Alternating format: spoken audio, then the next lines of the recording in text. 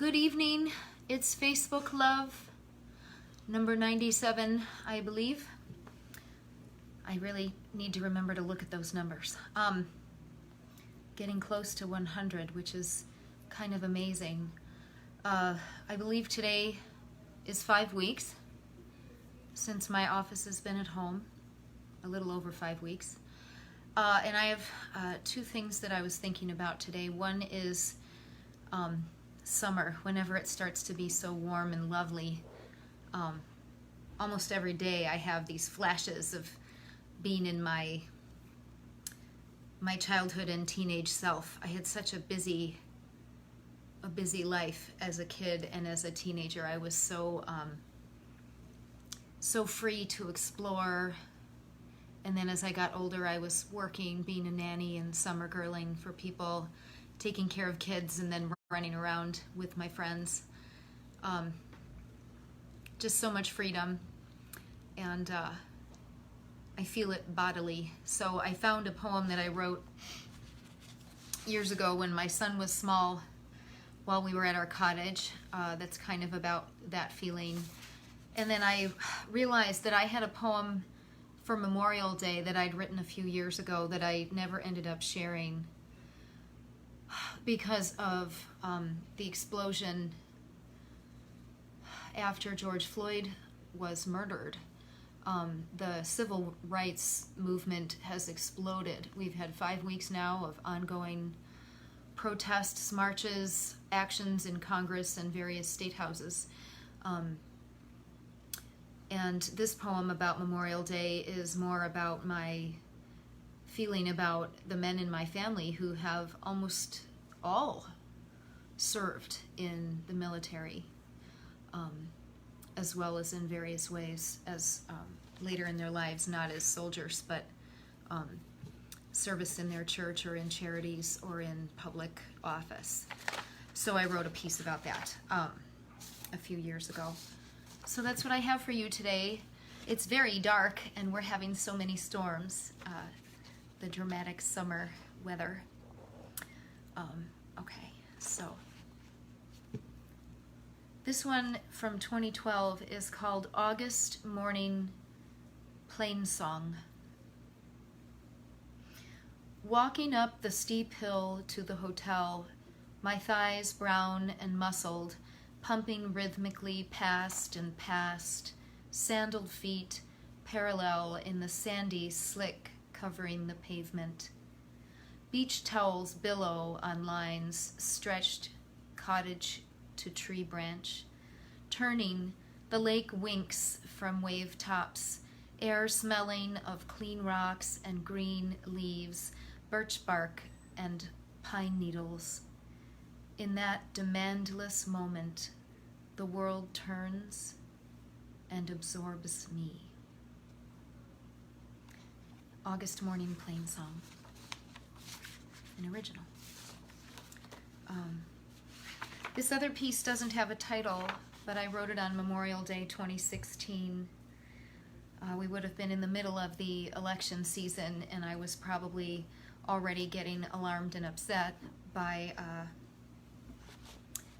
the Republican side of the candidacy, and I was praying and hoping that we would have a good race, and now here we are. So this piece is coming from my feelings about the men in my family being in service. I come from men who fought for this nation idea, slim and strong and armed, each wars boots, caps, and rifles, part of the story, our story, spam and smokes and pulp fiction over there. Their swagger and lore trigger us. Remember how good, how very good it is here, because of what they brought away and back. Paused their lives or lost them.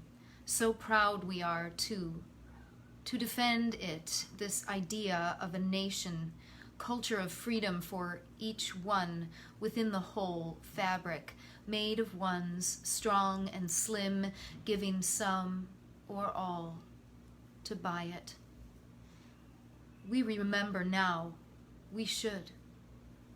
Think of all the footsore, their rifles, helmets, and packs hefted, ships, planes, and jeeps, bumping, bombing, stitching, and mending where the fabric tore in two, to reclaim the mighty idea of this whole nation.